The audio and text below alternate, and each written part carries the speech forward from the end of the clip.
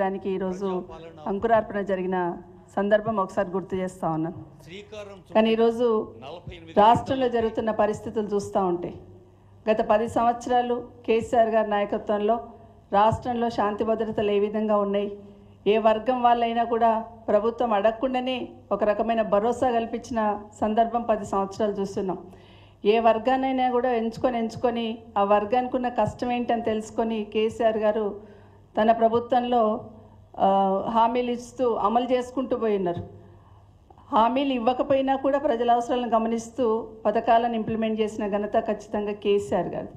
అలా చాలా కార్యక్రమాలు చెప్పుకోవచ్చు. రైతు బంధు నుండి మొదలు పెడితే మిషన్ భగీరథ లాంటి కార్యక్రమాలు, రైతు బీమా లాంటి కార్యక్రమాలు ఎన్నికలప్పుడు హామీలు ఇవ్వకపోయినా ప్రజల అవసరాలను గమనిస్తూ ఇంప్లిమెంట్ చేసిన కార్యక్రమాలు చాలా ఉన్నాయి. దాంట్లో భాగంగా ఈరోజు ఆశా వర్కర్లది ఏదైతే ఉందో, ఈరోజు ఈ రాష్ట్రంలో ఆశా వర్కర్ల మీద జరిగిన దాడి ఏదైతే ఉందో నిజంగా సభ్య సమాజం అంతా తలంచుకోవాల్సిన సందర్భం. దాన్ని ఖండిస్తూ ఉన్నాం. ఎందుకంటే ఉదయం నుండి చూస్తూ ఉన్నాం. మేము అసెంబ్లీలోకి వెళ్ళాలని బయలుదేరిన సందర్భంలో మమ్మల్ని అక్కడ అడ్డుకొని అరెస్ట్ చేసి ఇక్కడ తీసుకొచ్చి మమ్మల్ని వదిలిపెట్టిన విషయాన్ని రాష్ట్ర ప్రజలందరూ గమనించున్నారు. అసలు ఎందుకు మమ్మల్ని తీసుకొస్తుందో కూడా అర్థం కాని పరిస్థితి. మిగతా వాళ్ళందరూ కనీసం టీషర్ట్స్ మీద ఏదో ఉంది, బొమ్మ ఉంది అని చెప్పేసి అదాని గారిది, రేవంత్ రెడ్డి గారి బొమ్మ ఉందని చెప్పేసి తీసుకొచ్చి ఇక్కడ వదిలేసిండ్రు. కానీ మహిళలుగా మేమైతే మా దగ్గర ఏమీ స్టిక్కర్ లేదు, ఏమీ లేదు. అయినా కూడా మమ్మల్ని కూడా తీసుకొచ్చి ఇక్కడ వదిలేసిన విషయాన్ని తెలంగాణ రాష్ట్ర ప్రజలందరూ గమనిస్తూ ఉన్నారు. అంటే పైన ఒక నీతి, కింద ఒక నీతి ఏ విధంగా జరుగుతుంది అనేది కూడా ఇప్పటికే సమాజం అంతా కూడా గమనించున్నది. కానీ ఈరోజు ఆశా వర్కర్ల పట్ల ఏదైతే ఉందో, ఆశా వర్కర్ల పట్ల ఈ ప్రభుత్వం ప్రవర్తించిన తీరు ప్రతి ఒక్కరం కూడా ఖండించాల్సిన అంశం. ఎందుకంటే ఆశా వర్కర్లకు కానీ మిగతా వర్గాలకు కూడా అమలు కాని హామీలు, అంటే ఎట్టి పరిస్థితులలో అధికారంలోకి రావాలి, ముందైతే మాట ఇచ్చేద్దామనే లెవెల్లో మాట ఇచ్చున్నారు. మీరు ఇచ్చిన మాటనే నిలబెట్టుకోండి అని ఈరోజు అక్క చెల్లెలందరూ రోడ్డెక్కి ఉన్నారు. ఈరోజేమో గొప్పగా అసెంబ్లీలో తెలంగాణ తల్లి గురించి, తెలంగాణ విగ్రహం ఏర్పాటు గురించి చాలా గొప్పగా మాట్లాడున్నారు. 4-5 గంటలు అందరు కూడా మాట్లాడున్నారు, విన్నాం. మరి క్షేత్రస్థాయిలో కింద స్థాయిలో సేవలు అందిస్తున్న ఆశా వర్కర్లకి ఈరోజు ఎలాంటి దాడి జరిగిందనేది ఒక్కసారి గమనించమని కోరుతా ఉన్నాను. ఇదే కాకుండా అసలు ఎందుకు జరిగింది, ఎందుకు అంత దారుణంగా వాళ్ళ మీద ప్రవర్తించాల్సిన అవసరం ఏమొచ్చింది అనేది కూడా చూడాల్సిన అవసరం.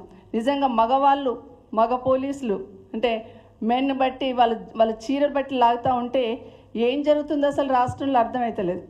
అసలు నిజంగానే ఒక సైడ్ ఫొటోస్ తీసుకుంటూ వాళ్ళని భయపెట్టిస్తూ లాగి పడేస్తూ, మగవాళ్ళు ఆడవాళ్ళను లాగకూడదని తెలిసినా కూడా చీర బట్టి లాగుతూ ఉంటే ఏం జరుగుతుంది రాష్ట్రంలో అసలు అర్థమవుతలేదు. అంటే మాతృమూర్తుల మీద, అక్క చెల్లెళ్ళ మీద మగ పోలీసులందరూ ఆ విధంగా ఒక రకమైన దౌర్జన్యంలాగా చేస్తూ ఉంటే ఎవరికి చెప్తారు, ఎక్కడ పోయి చెప్తారు? ప్రభుత్వం నిజంగానే ఈరోజు వాళ్ళు చెప్పిన మాటనే కదా. గతంలో కేసీఆర్ గారు 1500 ఉన్న వాళ్ళ ఆనోరోరియం 10,000 చేస్తున్నారు ఆశా వర్కర్లది. కానీ ఎన్నికలప్పుడు మీరే కదా హామీ ఇచ్చున్నారు.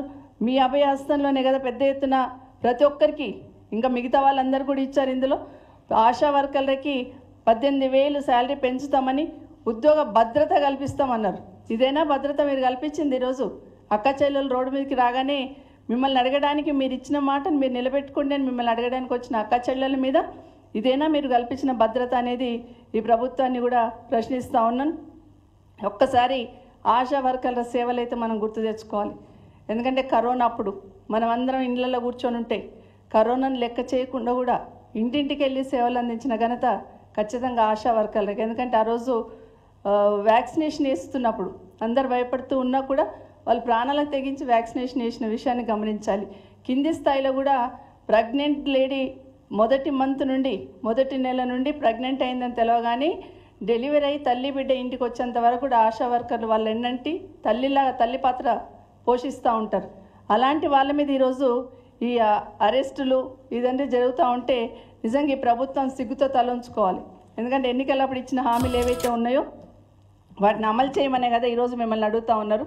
ఈ రాష్ట్రంలో ఒకసారి చూస్తూ ఉంటే 6 గ్యారెంటీలు అని చెప్పుకొని వచ్చిన ఈ ప్రభుత్వం 7వ గ్యారెంటీ కూడా సక్సెస్ఫుల్గా అమలు చేస్తుంది. 6 గ్యారెంటీలు అయితే పక్కన పెట్టారు, కానీ 7వ గ్యారెంటీని మాత్రం ఎమర్జెన్సీని తలపించే విధంగా ఎమర్జెన్సీ అమలు చేస్తున్న విషయాన్ని ఈరోజు మనం అందరం కూడా గమనించాల్సిన విషయం. ఎందుకంటే పోలీసు వాళ్ళతోని నిజంగా ఆశా వర్కర్లకు పళ్ళుడిపోయినాయని చెప్తా ఉన్నారు. అంటే పళ్ళుడు కొట్టించడం కానీ అక్క చెల్లెళ్ళని కూడా చూడకుండా మీరు చేసిన దౌర్జన్యం ఏదైతే ఉందో ఈ సర్కార్కి, ఈ కాంగ్రెస్ ప్రభుత్వానికి తప్పకుండా ప్రజలు బుద్ధి చెప్పే రోజు దగ్గరలోనే ఉంది. ఇప్పుడే చెప్తా ఉన్నారు, సంతోషి అని ఆమె లీడర్ ఆశా వర్కర్, ఆమె పరిస్థితి విషయం ఉందని చెప్తున్న సందర్భంలో ఆమెకు మంచి ట్రీట్మెంట్ ఇప్పించాలి. ఎందుకంటే అక్కడ వెళ్ళిన తర్వాత ఎవరు పట్టించుకునేటట్టు కూడా లేరని వదిలేస్తున్నారు అంటున్నారు. తప్పకుండా ఆ అమ్మాయి కూడా ట్రీట్మెంట్ ఇప్పించాలి. ఇప్పటికైనా ఈ ప్రభుత్వం మీరు ఇచ్చిన హామీ నిలబెట్టుకోండి. అసెంబ్లీ నడుస్తుంది కదా, మాకు ఇచ్చిన మాట నిలబెట్టుకుంటారు. మరొకసారి గుర్తు చేద్దామని ఈరోజు వచ్చిన అక్క చెల్లెలకి భరోసా కల్పించి మీరు ఇచ్చిన హామీని నిలబెట్టుకోవాలి. ఇప్పటికైనా ఈ ప్రభుత్వం ఏ విధంగా చేస్తుందని తెలంగాణ రాష్ట్ర ప్రజలు ఇప్పుడిప్పుడే గమనిస్తూ ఉన్నారు.